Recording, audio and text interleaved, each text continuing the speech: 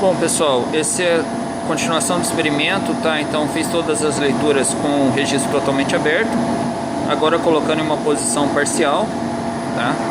Então se a gente olhar aqui, ó, 48 milímetros, posição intermediária dentro do tubo, aqui a leitura da pressão dinâmica para esse ponto.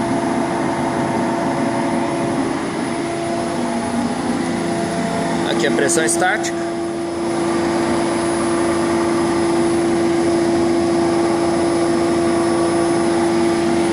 E aqui a balança, tá? Oscilando aí um pouquinho, por volta de 1 a 2 gramas ela fica oscilando. Então só o registro para ver como que seria uma leitura ao longo do experimento.